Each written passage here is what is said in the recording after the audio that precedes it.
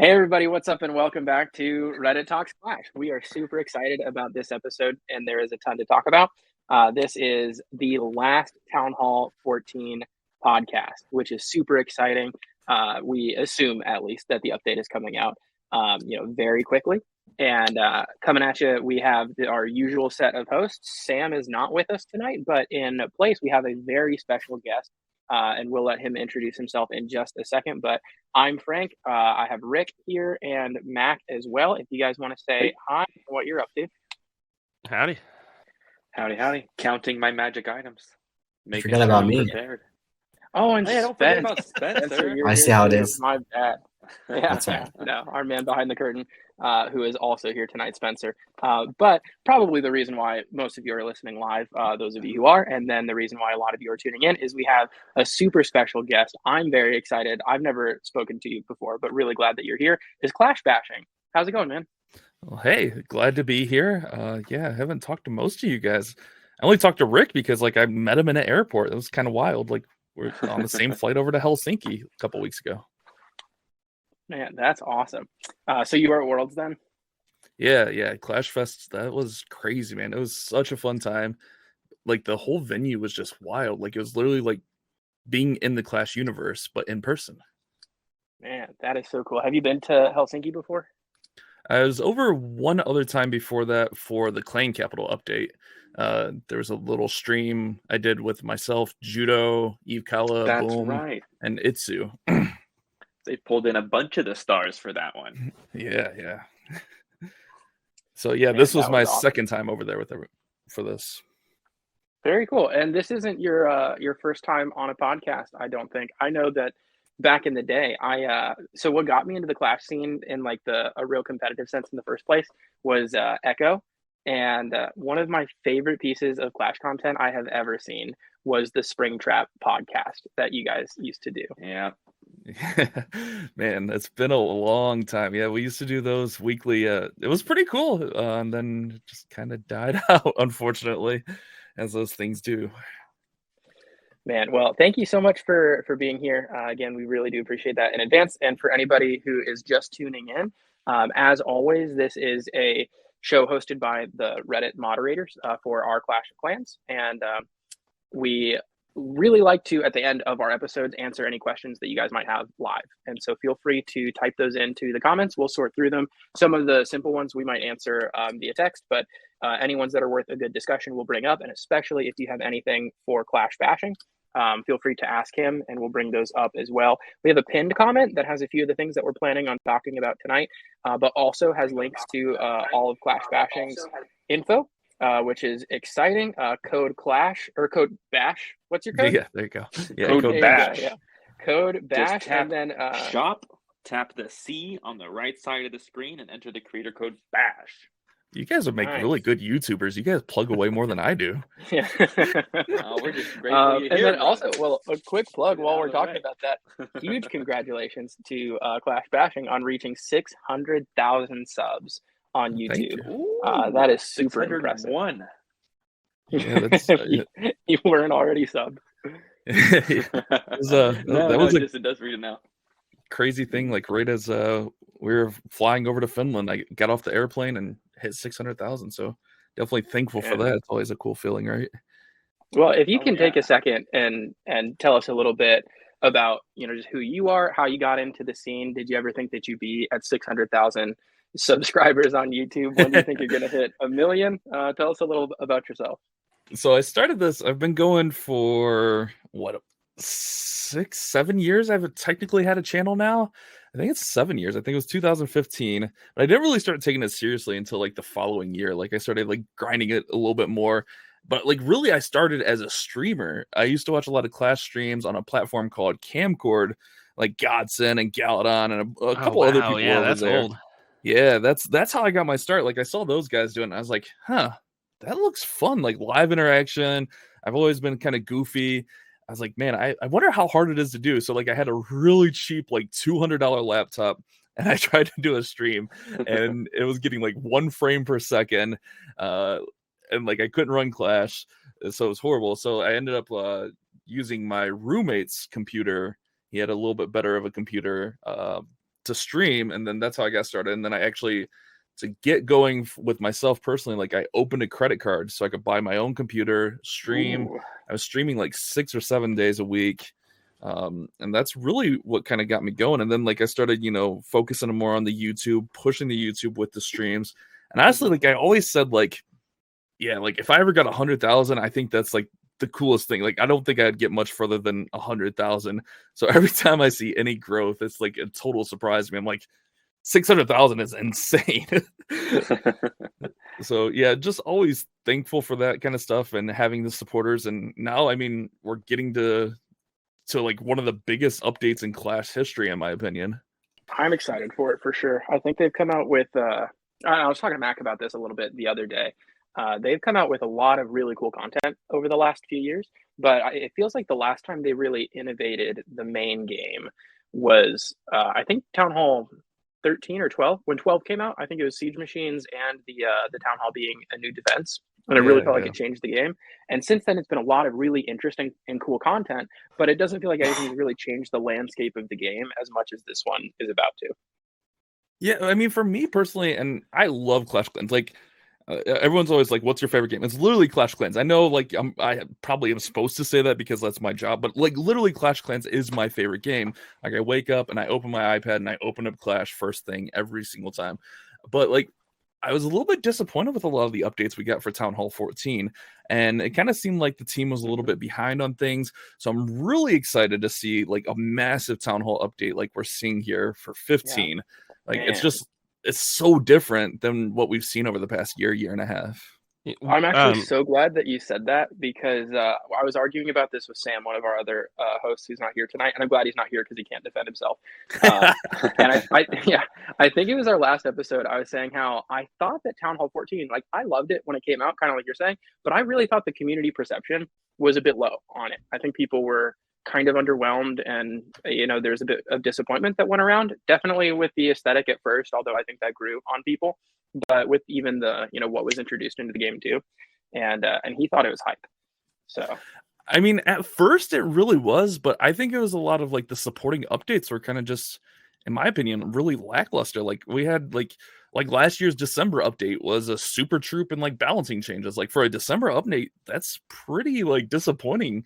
Like I was like, obviously, us YouTubers, we played up a little bit, but like I was pretty disappointed that we got a super troop for a December update, For anyone who's a little bit out of the loop, if anyone's not kept up too much over the last several days, one by one, day after day, they have been dropping a few different sneak peeks, ultimately leading up to Town Hall 15. The first one was the reveal of Town Hall 15. We got to see the art and the design, the new troop levels and existing building levels and all of that. They dropped a second one for the new defenses that are added. A third one that talked about some new heroes that are or hero pets that are going to be added to Town Hall 15. A fourth sneak peek with the new spell and the new siege machine. And then the most recent one today was the new troop that they're planning on releasing. So all of this is going to be one big conversation, I think, that kind of blends in on itself a little bit, but we're going to do our best to go kind of piece by piece through this as it was revealed, talk about each of the elements individually, and then at the end see how this might change the meta and talk about kind of the holistic update. But I want to throw it to Bash for just a second because you kind of touched on this. What are your general thoughts about Town Hall 15 compared to 14? You seem pretty high on it, but what in particular is the most exciting to you about it? So for me, like it just feels a lot different from a gameplay standpoint. I think we've kind of gotten spoiled as Clash players with like cheaper things and easier things. Like everything's just been so easy, but with like there's so many new mechanics added with the spell towers, the monolith, even like the Giga Inferno getting a little bit of a buff there as you level it up at Town Hall 15. I think that's going to be really huge, but I think those spell towers are going to really be game changers, and as like base builders kind of catch up now on offense, I think it's still going to be pretty good. I mean, we saw the new troop today, and I'm sure we'll talk about her a little bit more, the Electro Titan. I think there's a lot of really positive offensive things, the new pets, the new siege, the recall spell, and the new troop. But for me, like the first time I played 15 in testing, I was like, wow, this is a lot different. And I don't want to say harder because people get scared off when we say harder, but it was a different skill set, in my opinion. Did you do all 3 of the test wars with us? Yeah.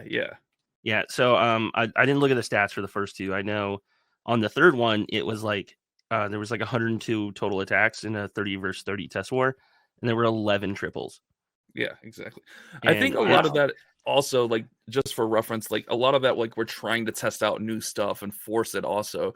So like you don't see as much like straight up just like low stuff or like older strategies. A lot of people are trying to incorporate new stuff. So I think that skews it a little bit just for reference. That's good to keep in mind. Good perspective. Yeah, I was in the first 2. And so I think Rick, you and I had the opposite experience for it. And it was about the same number of triples, I think. But to Bash's point, I know my first day that I was testing with it, I used, every new pet. I didn't use any of the old ones. And I think if I was like really taking the attack seriously, would have copied a lot of some of the more familiar elements. But let's break this out piece by piece. If you guys are here live, you can see the pinned comment that has the links to all of the sneak peek posts. We'll open the first one that just gives us the visual for Town Hall 15 and talk about that a little bit, because by far I'm so happy about this. Like, I'm happy about all of it for sure, but I have been dying for a purple Town Hall for a long time, and I'm stoked about it. What do you guys think of the visuals and some of the other things in that first sneak peek that was posted? Initially, like, it just looks beautiful. I think we can all kind of agree there. Like, oh yeah, the one mortar thing, is probably my favorite. The what? I'm sorry, the mortar. The new mortar. I love the new mortar design. I love the new buildings in general. Like, I can't wait to see, like, a level Town Hall 15 Eagle, Town Hall 15 Scatters. I think the Infernos are beautiful. I think it's a beautiful theme overall. And even like when we went 13 to 14, like, it was really contrasting because we don't get all the walls at first. But I think even like the level 15 walls compared to the level 16 walls aren't that contrasting. Like, it kind of works. That's a good point that I don't hear people bring up very much. Like, I hate the I think it's Town Hall 5 to 6 contrast. The gold walls to the pink one is just like ugly. And honestly, I think that's part of why people didn't love the aesthetic for 14, is that the walls just looked weird, if not bad, in contrast. But that's a really good shout, that I think the purple looks pretty good when coupled with all the 14 aesthetics too.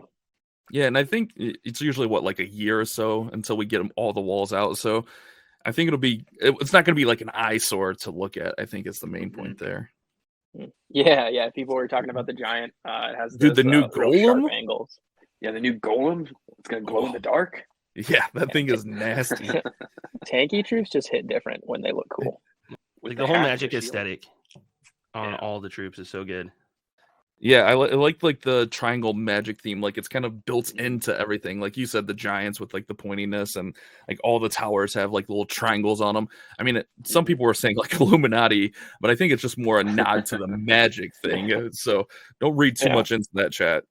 Ooh. Yeah, it is one of the things that Darren was talking about in one of his AMAs was, or maybe it was a response to like a theme idea for Town Hall 15. I can't quite remember, but he's saying how, going in like a spooky or kind of darker direction seems really cool. And as the game gets more powerful, that, they kind of want to go into that direction of like things feel heavy and maybe even ominous. But you also have to balance the fact that like children play this game. And if you're putting in, I don't know, a bunch of skulls or, dark looming shadows, things that might be creepy, then you're alienating the youngest part of your audience, and maybe even making it potentially a problem with parents. And so I think this does a really good job of balancing some darker themes while also keeping it like light and interesting, and like visually appealing and attractive, while also keeping that kind of very serious tone to it. I think that's why the shadow scenery is my favorite. Like that dark, ominous look to it. And like you pair the shadow scenery with Town Hall 15. Oh yeah, and it's pretty nasty. It's pretty good looking. Yeah, I haven't tried that yet. I bet that'd be a cool pairing. I don't know. Like, look at it. Did you do that? Did you do that on your channel? I don't think I did, but I was playing with it. I was going through all the skins. Somebody put that up there. And, they were expecting some buildings to disappear in it with the new design. And they don't exactly disappear. But if you had complaints about the shadow scenery before, they will not go away. Yeah, that's what I was going to bring up, is people were not happy. Like, especially with like miners. Like miners are really hard to see with the shadow scenery. I think it might get a little worse with Town Hall 15. They might brighten Especially the shadow since scenery. we'll be using them. Yeah.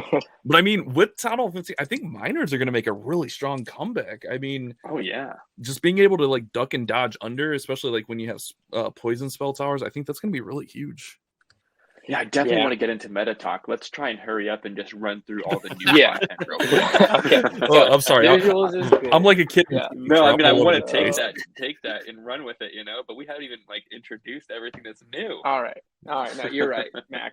So probably I mean, I don't know. I'm so excited about all of it. But the most unique aspect of this update, I would argue, is the defenses. So sneak peek 2 also in the pinned comment. You can see there are 2 new defenses. One is the monolith, and that is the tallest defense, I think, in the game. It's just visually stunning, has the same kind of angles to it. But it deals percent health damage consistently. So it's not like an Inferno where it takes time to gear up. It has this consistent percent health damage. So it really tears down tanks and heroes. It is that kind of like big bad defense that you would expect coming into a new town hall. But then they have spell towers, which are super cool. You'll get 2 of them, and they can alternate between a rage spell that they drop, a poison spell that they drop, or an invisibility spell that they dropped. And I want to toss that to you, especially those of us who had play tested it a little bit, but all of us have some good input on it. That's just going to change the entire game. It gives base building and defenses an extra layer of skill expression.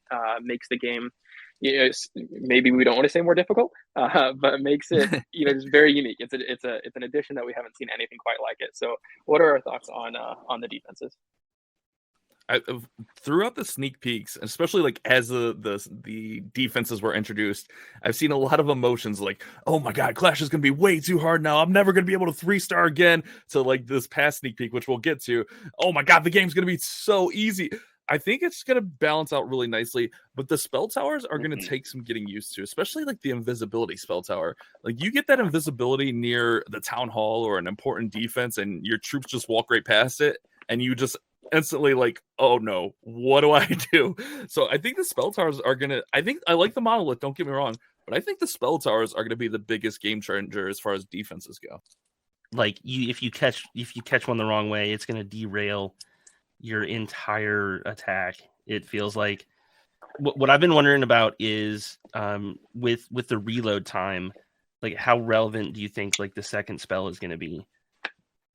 Just had it where like I thought I would get to the spell tower and take it down so there wouldn't be a reload, and then it reloads and it's like, oh crap. Yeah. That's definitely what you don't want. You don't want it getting a second spell off. But I think like no matter what, it's always going to drop 1. And I saw people like saying like you can trigger it with like skeletons and bats and stuff. And I tested like dropping skeleton spells in like a full base. If there's like infernos, expos and stuff around, it's not that easy to trigger the spell tower because it has a little delay. Like the troop has to be there for a couple seconds. They are triggered, if I'm not mistaken, by a troop that's been alive for more than 1.2 seconds doing damage to a building within the radius of the spell tower. And I mean, that doesn't sound like a lot, but that is a long time for a skeleton to be up in the middle of a base. Yeah, it seems like it's balanced around those spells exactly so that you shouldn't, in theory, be able to drop a skeleton or a bat fresh on a base and trigger it. Now, when your army's coming through, maybe that's when you can have a skeleton live long enough to trigger it if you're, you got something tanking defenses elsewhere on the base. But definitely, I think this is just going to change the meta so much. Of the 3, Rage and Poison and Invis, which one felt the strongest in playtesting? What do you think the average combination will be? Is it 2 Invis next to each other by the town hall? Is it going to be 2 poisons? How strong was the Rage? I honestly, like, at first, like, my initial worries was that the Invis was going to be too broken. But the more I played it, like I kind of like the combination of a Rage and a poison together. I think like those, like especially like in the core of like a ring base, those can deal out some real damage really quickly. Now, with that being said, if you stagger 2 invisibilities and make that town hall invisible twice, it can be a real nuisance also. But I really like the Rage poison stack personally. I don't know. What do you guys like? My first experience going into the spell tower was, like we have just when we do these tests where Supercell gives us like template bases we kind of use, and I just did a more normal attack and dropped a flame flinger on a corner town hall, and so it started damaging it, but then it also set off the invisibility spell, and it drew my flame flinger in closer and just got melted by all the other defenses. dang. And it's just you really have to account for it. It is just one of the things where like I hadn't learned to really look for it yet, but just invisibility is going to really mess up your pathing on a lot of stuff. It's going to just cause troops to redirect, and then just like Bash was saying, with raged up defenses and a poison, if you can get your base designed in such a way where they're going to overlap like that, it's going to just stop attacks in their tracks. Yeah, so I think you're going to see different types of base designs as always, and it seems like there's usually two camps. You either get one, you could call it anti-legends, but it's kind of anti-noob base designs, where it's either the ring bases or just like the really tightly compacted defenses. And I think those, they could really run anything, but I think if you got really tightly compacted core with a town hall, a couple invises over it, I still don't really know what I'm going to do in response to that, because I tried against a couple of those and got, the invises would go off and it would just ruin any funnel that I would make. They would avoid the town hall. They would go off somewhere else. Man, it'd be so difficult. If you had like an AoE tank that could like deal splash damage in an area with your army, man, we should add a troop like that. That'd be crazy, right? Yeah. So maybe that'll be part of it. Maybe we'll get to it. I was right there with Rick. I thought invis was going to be the biggest thing, and then I noticed for a lot of blimp attacks too, invis towers would be a real big issue if your blimp was going in. And maybe we'll get to blimps when we start to talk about how the meta shapes up in response to all of this. But it was kind of surprising to see, as the playtesting went on, people gravitated more towards poisons. I don't think I saw people gravitate towards rages as much, so I was a little surprised, Bash, that you brought up rages. But poison really seemed to be a big nuisance, especially for armies that relied on, plenty of troops. It looks to me like poisons will do the best job as far as if you're not planning your base like as strategically. Like invisos will need to be placed better, while poisons will be useful in a number of different base designs, no matter what army. Agreed. Yeah, and so I think the other type of base design, sorry, I forgot my train of thought, is the real war and CWL style bases that are, spread out really asymmetrically, have different, multi-sized compartments. And what I saw in at least a lot of the place testing for that was one, either rage or invis next to the town hall, because either raging those major defenses is significant or making it invisible. And then you have a poison somewhere off, in another part of your base where you're getting a lot of value from that. And that's really where I see the defenses going. The direction of base design is that there were a couple different things that we would look at in an attack as far as important value. But generally speaking, the town hall was just the highest value target.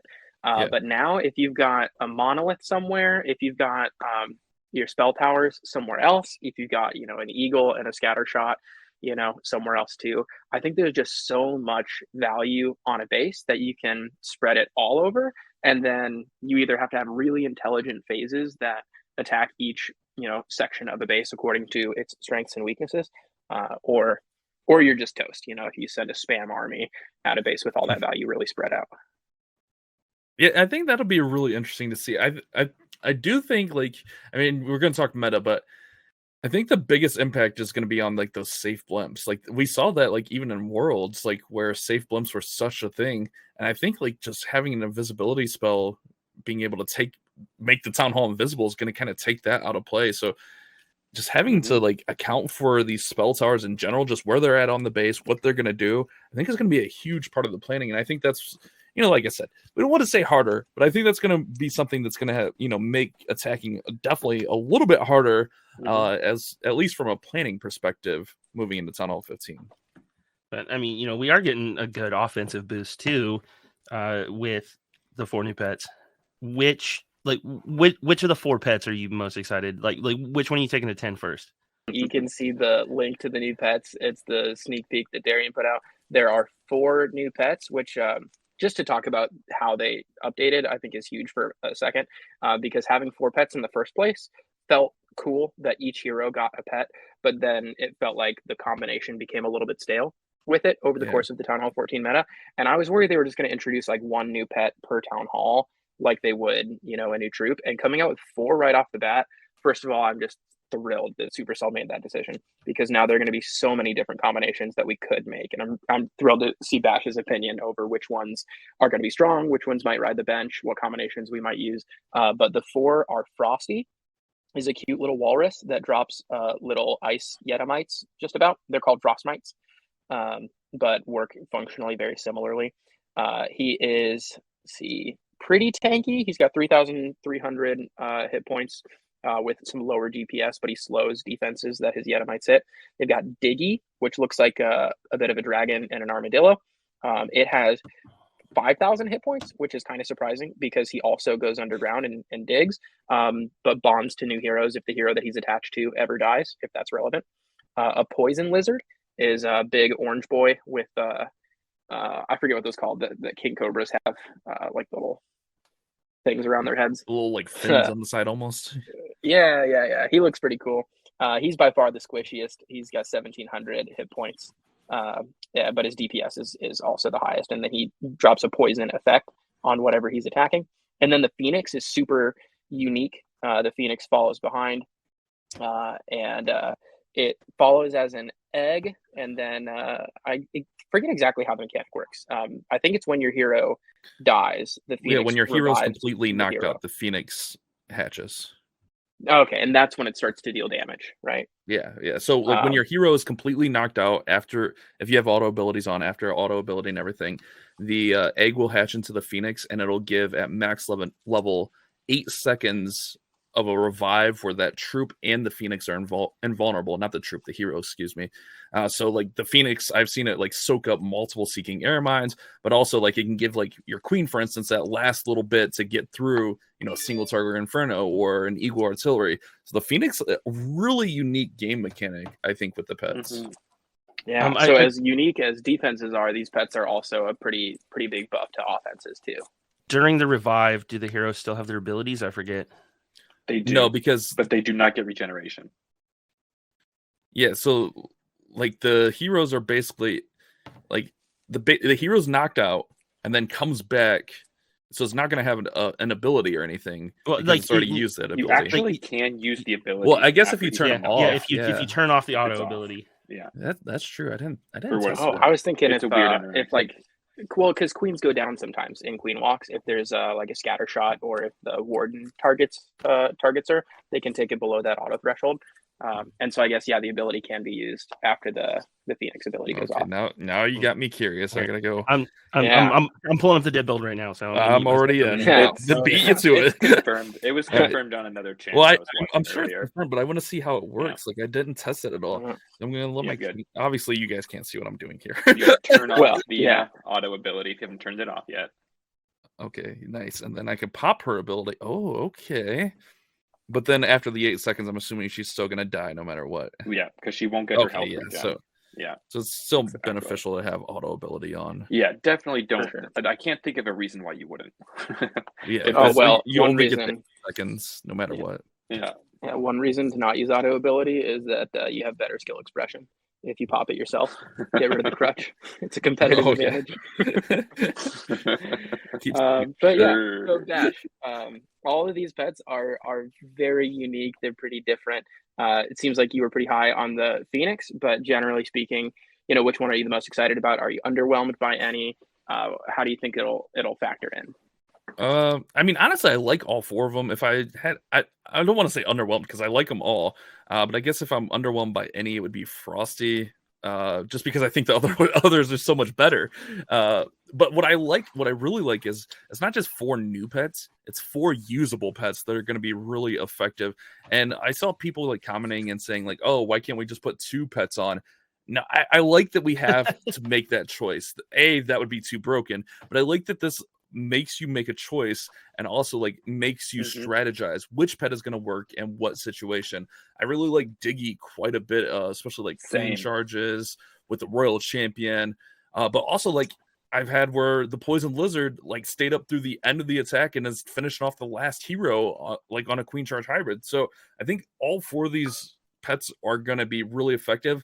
I think we will see a lot less Lassie and a lot less Yak, and maybe even a lot less Owl personally, with the introduction of these 4 new pets. That's what I'm looking forward to most with the new pets, is that like now we have a reason to actually move them around a lot more. Like there were some niche, uses where you would do that. At 14, it's been the same for, I mean, every once in a while you might move like, one pet to a different, but it's always, Unicorn on the Queen, Owl on the Warden, Lassie on the RC, Yak on the King. Always, unless you're trying to do something cute and like you play for Queen Walkers or something. So I've got two questions just kind of for the room. One is kind of about Town Hall 14, and so I'll get to that one in a second because we're excited about 15. I think the Phoenix is super exciting. I think it's a really cool new concept, but I'm kind of curious of at what point is it more valuable? Let's say, because I was talking about this the other day again with Mac. Let's say it's a back end champ. In theory, that's something that would be perfect for the Phoenix to be on the champ 4 to keep the champ alive for another several seconds, work on that back end of the base. But let's say, especially starting out when it's only 5 or 6 seconds of that like extra revive time before it gets to 8, the benefit of taking Lassie currently with the champ, which is what almost everybody does, is that Lassie's out in front and tanking some pretty significant damage. Like Lassie's got some decent hit points. And it's tanking damage, doing a little bit of damage itself. That's a bit more negligible in that back end champ idea. But it seems to me like if it keeps the champ alive by tanking for longer than 5 or 6 or 7 seconds, that would be more valuable than the Phoenix. Am I doing my math wrong in thinking of that? I mean, in my opinion, I think something like Diggy, like in that situation, will be really amazing because it's going to go up and stun and then also tank a little bit as well. Yeah. So in what setting would you use the Phoenix? Because I think the idea that it's keeping something alive longer is great. And it actually does have an impressive amount of damage and hit points in its own right, even if it doesn't pop until after the hero would eventually die. But what's the best scenario of using it? Because it seems like the other pets being active while the hero is alive initially might end up being more worthwhile than the Phoenix, who's not really part of the attack until the hero would be dying. So for me personally, like for the Royal Champion especially, it's like when you're going to start off the attack and maybe you're going to try to dive in and get out an Eagle Artillery or get out a really important structure or a really important few structures there with the Royal Champion. But for me, I found the Phoenix more useful on the Queen when I was charging into like a Town Hall that had like a single tucked in behind it, because she can get through the Town Hall, but then a lot of times she could finish off that single and then some of the surrounding buildings on the back end of that. And it's a lot less risky to do that queen charge and set up like for, queen charge hybrid, for instance. So that was where I was seeing it. I don't know if you guys played around a little bit more with that. I was a little not underwhelmed. No. I just think I was bad at using the pets. So I never found like great combinations that I think they're all going to have like unique use cases. I don't think there's going to be like how we have now where there's a set pet meta right now. I think every attack you could argue that you can move your pets around just based on what you're going to do with the attack. Now, I think, and I see this a lot, where players are going to fall in and always have, their set attack and they always have their set entry. So maybe then you're like always using certain pets certain places. But I could argue on every single attack, not only do you need to plan your entry for your heroes and your troops, but you need to plan which pet is going to be the most effective for whatever strategy you're going to be using. It would be a nice quality of life change in the future if we could move pets around in the 30 seconds before legends hit. Yeah, I would like that. Oh, yeah. I think especially with how customizable defense is going to end up being with the spell towers, that there's going to be a lot of people asking for legends in some ways to reflect builder base, where you can change elements of your attack just by scouting. But we'll see. I think pet changes, like interchanging your pets at the attack, might be the way of doing that without really upsetting too much about it. But going back to the 4 new ones, I really liked Frosty, which is funny enough because I do think he's going to be the one that a lot of people ignore. But I really liked him in Sui Heroes. when you can just wall break for your king because the yak wouldn't, be there. But once they're getting in, it kind of slows things down to give your Sui hero charge a bit more time. I think Lizard might be the most situational, but I think almost every attack can find a situation to use the Lizard. The problem with the Lizard, though, is it's squishy. So if you try to do too much with it, you're going to get nothing out of it. So it's kind of more situational, but also the most risky, in my opinion. Right. And all of this goes back to something I wanted to say about Town Hall 14, that I think one thing they didn't quite do is find a pet like the owl. And I know the owl might not be super exciting, but I think it pairs so nicely with the Warden because the Warden's range is just so long that if you put any other pet with the Warden, eventually the pet is going to die before the Warden, is finished doing his job. And the reason why I like the owl so much alongside the Warden is that it stays alive as long as he does. And without there being another pet to have the same like range effect, what pairings do you think we might see with the Warden, if not the owl? That's a good question. I think Owl's still going to be very, very usable. For me, like with Warden walks, especially speeding it up. I'm really huge on Diggy. I'm sure my bias is going to show through. Yeah. But I really like Diggy with like a Warden walk or like an early Warden entry. Just because that's stun, but not only that, like it's just dealing that extra damage. So a lot of times with a Warden walk, time is not on your side. So the Diggy is just going to help speed things up a little bit. Yeah, that's a real good call because that's part of why the owl was so helpful at first was that it made Warden walks a little bit faster. But if one of the pets is able to do that a little bit more efficiently, then that'd be great. And I wonder if people end up using the Phoenix with the Warden too. But in theory, if your attack goes well, your Warden probably doesn't go down. For time's sake, we're going to jump into the next couple sneak peeks and then, round back on all of this. The next two aren't quite as big of a conversation, I wouldn't imagine. Well, maybe one thing is. For sneak peek 4, there is the new Siege machine, which is pretty exciting, but it definitely gets the show stolen from it by the new spell. The Siege is the Siege Driller, and it is basically what if a miner was a Siege machine. It's got Digger. It's got 5,500 hit points. DPS is 550, which at least in playtesting, both of those were higher than I expected it to be. And then functions like a miner where it goes underground in between attacks. And then the new spell is the recall spell.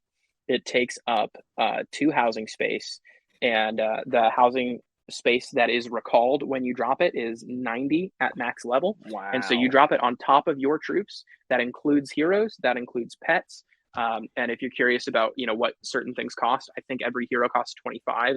I think every pet doesn't cost anything. Spawned troops also, I don't know if those have pets cost 20. Pets are 20, but pets are Phoenix 20. My as bad. an egg is nothing. Nice. Okay, so Phoenix as an egg is nothing, and then whatever your actual dropped troop space is would count towards that 90 counter. It drops, picks up all of that, puts it back into your troop bar, and then you can drop it somewhere on the outside of the base again. And so, tons of uses for that, especially creatively. Between the two, Bash, which one are you the most excited for? Well, chat, please don't be mad at me. You're not going to say the Driller. The battle drill I like more than the recall spell. Battle drill's fun. Not only is it fun, it's a thing that you can throw in and immediately be effective with. I think the recall spell is going to take quite a bit of time for players to get used to. What I found myself doing with the recall spell is just forcing overly creative, overly time consuming, overly unnecessary things just so I could use a recall spell. Whereas you throw that battle drill in with some miners, and that thing's just going to go in stun. Not only does it deal 550 DPS, and it's pretty beefy at 5,500 hit points, but it also deals that stun when it pops back up. And then after it's done, you get your clan castle troops out. So I think for the immediate impact, the battle drill is the move there. I do think recall spell is going to be really fun, but it's going to be super situational. I think with it being a 2 housing space spell, most of the time you're going to be better suited using a rage or a 2 freezes or something like that. Unless you're doing something really, really unique, I think recall spell is going to be very situational. I feel like there's going to be some. I feel like there'll Yeah, be go on, Matt. some recall spell oriented attack that's going to come out, and we're going to see a Clash bashing video on it here in about 6 to 10 days, something like that, where this attack is breaking Clash of Clans. Probably, recall these troops, drop them here, recall them there, drop them there. You've picked off the whole base strategically somehow. And I think we'll see that like as more pros get their hands on this stuff. I'm sure those types of things are going to develop. But I mean, it was really cool to be able to do like a queen charge with like 3 healers, pull her back out, throw her on the opposite side of base, throw down the 2 other heroes, let her queen charge, and then start the rest of your attack up the middle. Like that was a really fun thing. But or you can go like king and queen and get out a little section of the base, recall them, throw them out. But I also found myself like I was kind of forcing it. I'm sure there's going to definitely be some situations, but I mean, it's the same thing with the battle drill. I mean, obviously you're not going to go battle drill on, a air Hydra attack, Yeah, battle drill gives you more options to funnel too. Yeah. The drill really felt like a ground slammer to me. Yeah. I was going to make that same parallel that it works out in, so many attacks because its purpose is, not as situational as some of the other ones. Yeah. Here's my question. I put a lot of spells on a spectrum between freeze and clone, and that's probably not a great spectrum. But freeze is maybe the most versatile spell that we have in the game. You can put anywhere between 1 and 3 in every single army, and you'll be able to do great with it. And then clone spells typically is like it morphs the attack. Maybe bat is a better example of that type of spell, but one where like if you're including it, it's because you're going to use it in a very specific way. It is why you're doing the attack the way that you're doing, and it's like a fundamental core piece of it. Where do you see recall on that? Because when Invis came out, I wasn't quite sure, and I thought it was going to be a really specific and kind of niche spell. And for a while, we saw that with Blizzard, and that was the main usage of Invis. But it seems like lately, people just take one in their attacks as a pretty versatile spell. You can use it for pathing, you can use it for DPS, you can use it to keep a queen walk alive, and a bunch of other things. And it turns out that was way more versatile than I was giving it credit for. And so where do you think recall is going to lie? Do you think it's going to be this like pretty niche, specific to a single type of attack? Do you think there's a way where you can just take one in every army and use it well? I think it's going to fall closer on the spectrum towards what you say is clones. I mean, I take a clone on every attack just to clone barbarians. I don't know about you guys, but no, but I think it's going to be like that more specialized thing where you're going to have something in mind because it is 2 housing space. So it is a little bit of a commitment. You're going to have something very specific in mind that you're going to try to do with it. I don't think it's something you're going to have in there because, you forgot to clean up that corner hut. You didn't bring a recall spell in case you forgot some cleanup or something. You brought a recall spell because on your entry, your king and queen wanted to get 6 o'clock, and then you wanted to throw them over at 3 o'clock, and then you wanted to run your attack right up the middle in between. So I think it's going to be something more specialized in the long run. Well, I think it'll be interesting. I think I'm going to take one with my attacks for the first week or two just to see. But between the queen walk experimenting, like Bash mentioned, and a Sui hero entry where you can maybe pick up all your heroes and use them somewhere else, there might be some pretty cool uses for it. One that I saw people use, it takes a lot of good timing, and you have to be a little bit lucky with the housing space cap. But if you're doing a smash attack and your army just takes out the town hall, you can drop a recall before the Giga Bomb goes off, and that's a good way of keeping your army alive too. But we'll need to speed through so that we finish up and have like a real overarching conversation of the meta. The last sneak peek that we have is the Electro Titan. This is the last troop. We'll talk about this a bit specifically, and then use this as a segue to kind of see where we think everything is gonna turn into. Electro Titan looks just visually stunning. It has an aura, like a radial damage that it deals when it walks through. And is pretty tanky. Seems like a new type of P.E.K.K.A.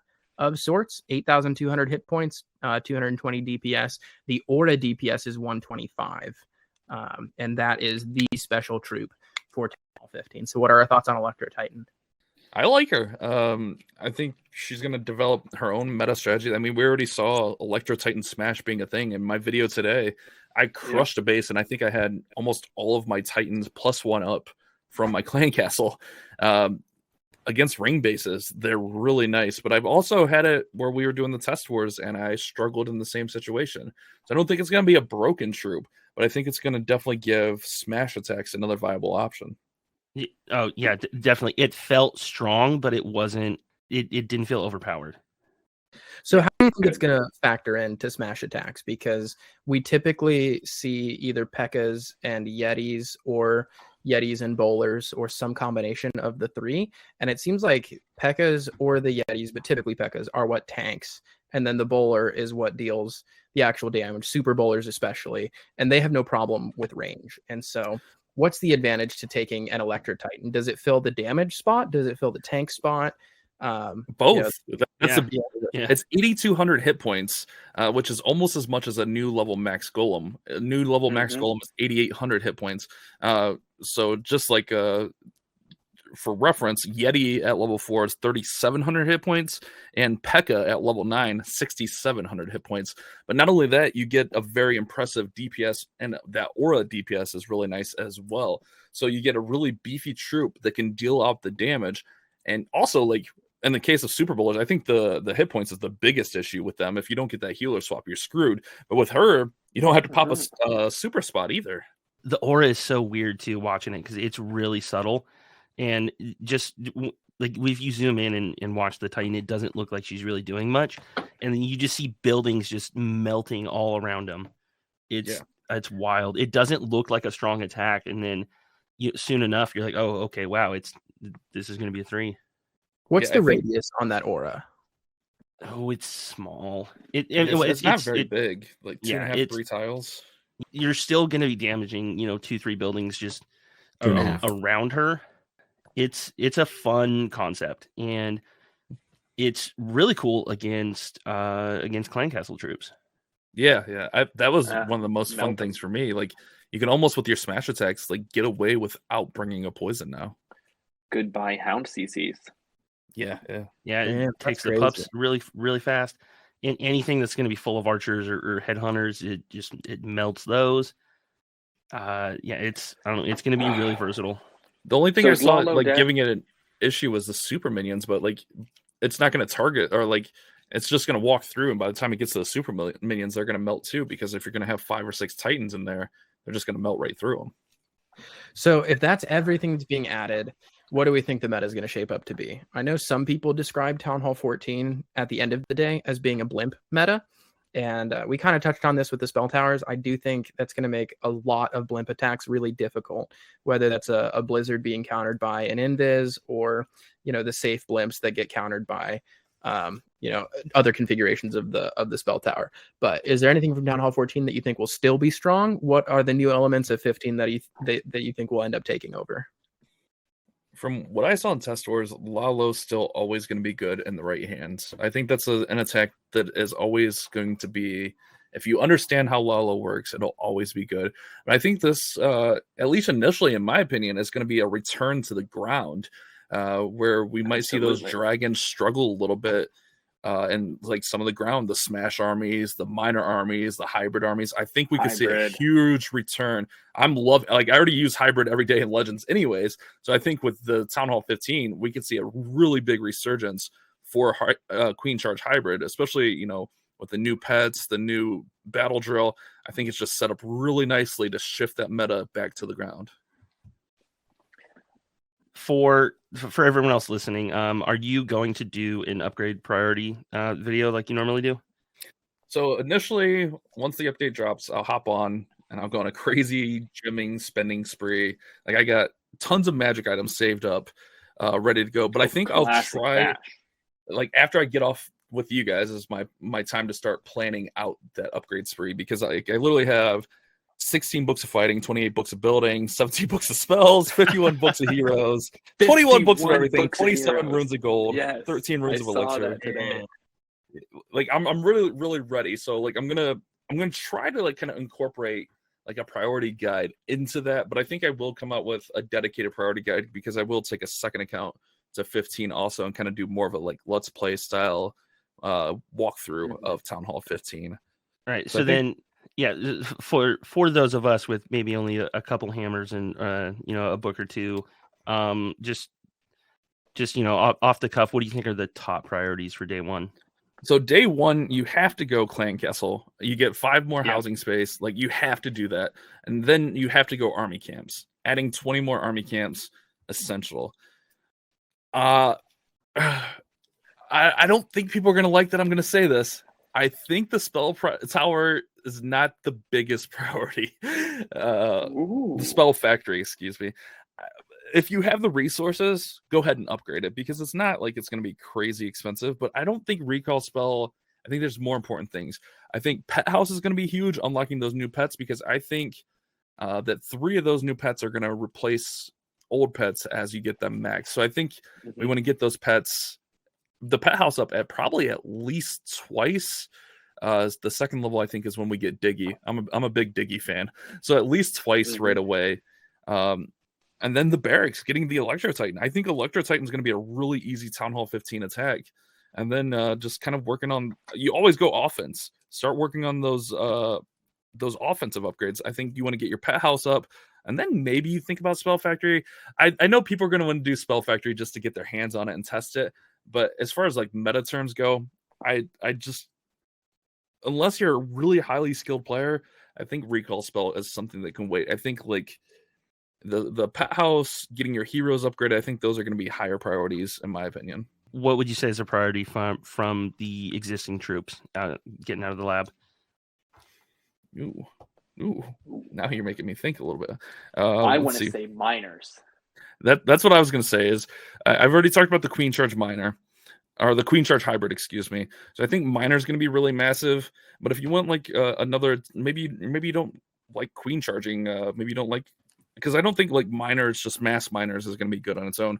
I think that's when you go and get those Titans up to level 3, because the Smash, you could do really well. I mean, you just do a little Warden Walk and it's fine. And something I didn't get to test a lot, and I think could be something a little bit surprising, is going to be maybe witches. I'm interested to see what happens with witches at Town Hall 15. Yeah, I think one of the cool things about the spell tower as a defense is that if the skeleton troops, end up getting ahead of it and triggering it before your army actually gets there, it might be, pretty good for witches. That'd be really cool. Yeah, and I mean, speaking of priority, after you get some of those offensive things down, I would definitely say go ahead and get your spell towers down. Get them at least down and built and working at least. Yeah. And we didn't touch on the new heal spell level yet. I mean, yeah. I mean, if we're going ground meta, going Queen Charge hybrid, going hogs, that's what I'm saying. Gotta get I the think heal we're going up. all the way in. So here's what I want to do. I'm going to pitch to you guys my Town Hall 15 army that I think will be the big new attack Clash's bashing here is going to make a video on in the next few weeks. I think it's going to be, and and I would love to hear your guys' thoughts too on the meta moving forward. But here's what I'm going to pitch to you guys. And it's going to use a lot of the new spells.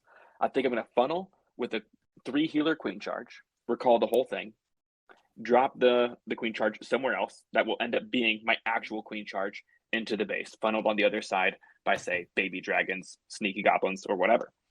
So you get your Queen Charge, carve out your quarter of the base, and then I'm just going to do a classic hybrid with the new Battle Drill Siege leading the way, and a back-end Royal Champ with the Phoenix to make sure that she stays alive and gets everything else through the base. I'm going to need my new heal spell levels.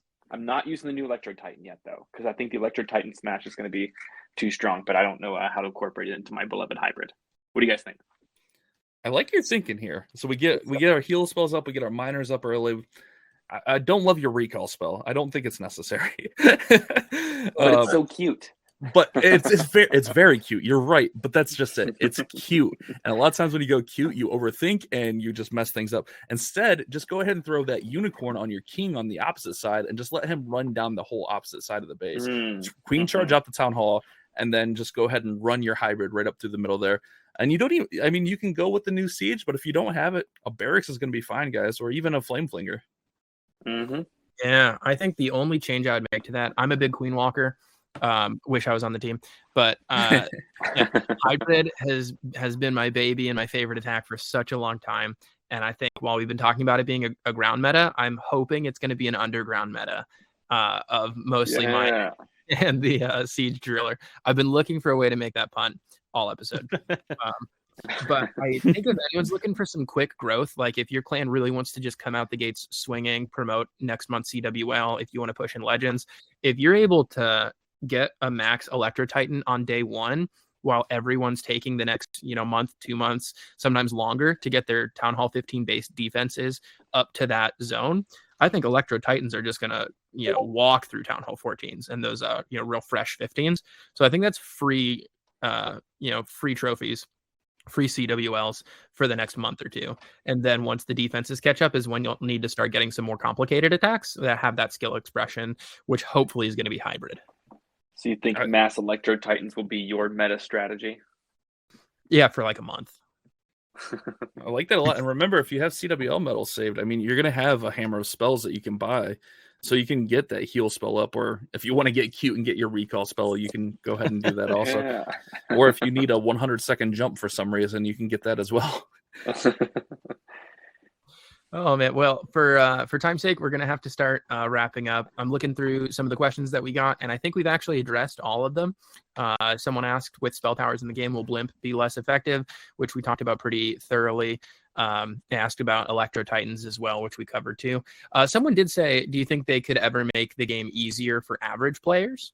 And if we wanted to talk about that for just a second, I think the answer is pretty soundly no.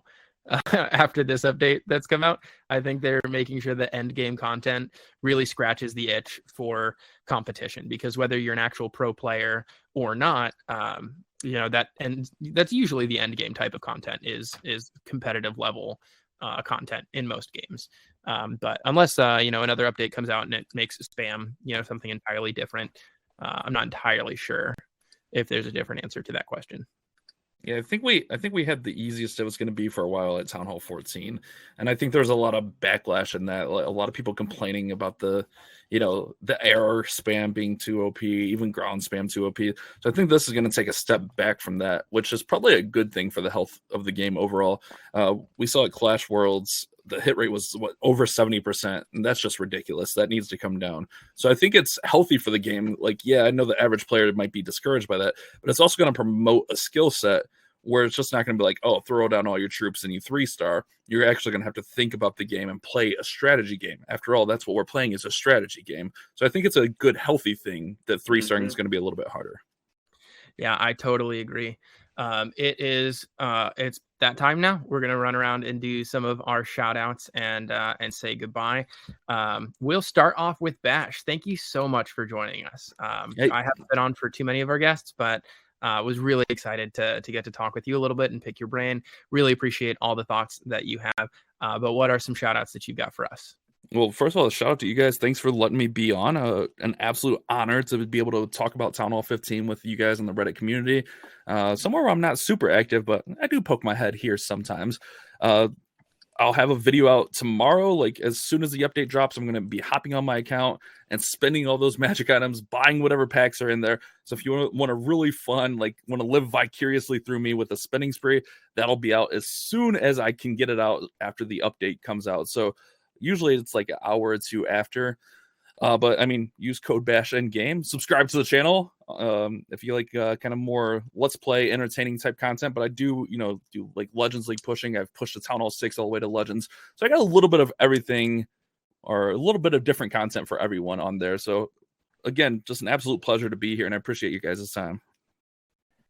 Appreciate you. Shout out to you, Bash, and yeah, shout out to the Supercell team for bringing us Town Hall 15 and wrapping it up with all these brand new designs. I love the aesthetic and the new pet, the way that the pets look, I think, more than anything else. Big shout out to how far that team's come in the aesthetics. Agreed. How about you, Spencer? Shout out to Clash Bashing. I've been watching for a while. It's an honor to be able to speak with you right now. Appreciate it, man. That's all I got. All right, Rick. Yeah, thanks again, man. It was a blast meeting you, and I'm glad I was able to corner you up around that open bar and guilt you into joining us. Can you return my wallet now, since you said you'd give that back after I did this? Oh, dude, I went and threw that in the ocean, dude. I'm sorry. So, and then a change of topic shout out. Probably the most infamous member on the subreddit over the last few days, who no one knows, but Forward Membership 254. If you guys have seen the awesome new emojis that are being spammed absolutely everywhere, that you have him to thank for it. So yeah, I just want to say thanks for your amazing contribution Shout out to all the memes. And that's it from me. Nice. And I'm Frank. I'll be our last shout out. Thank you. Big shout out to you, the listener. Appreciate you tuning in, whether that was in person or on any of our platforms. We do upload this as a podcast through anchor.fm to any of your podcast platforms. And so you can tune in on Apple, Spotify, Pocket Casts, or wherever you get your podcasts, especially as Town Hall 15 comes out. We'll continue to do these. This was a special episode on a Sunday evening. We usually do these live on reddit.com/r/Clash of Clans at 9 p.m. EST. And they're live talks where you can come in, ask your questions, and it's either about the state of the game or about some, notable activity on the subreddit. With everything going on in game, there hasn't been, a ton of inside things to talk about with posts. We wanted to keep it game related, but as that kind of dies down, I assume the next few will be over Town Hall 15 as it comes out, the changes in the meta. But then if there's anything that you want to have talked about, you can either make it a Reddit post. If it takes off, we might bring it up, show a link, and talk about it, or you can ask your questions anytime. But thanks for tuning in. Again, huge thank you to Bash. I'm glad that you're here, and I hope you guys have a good night. Yep. Have a good one, guys. cheers. Bye. See ya. See ya.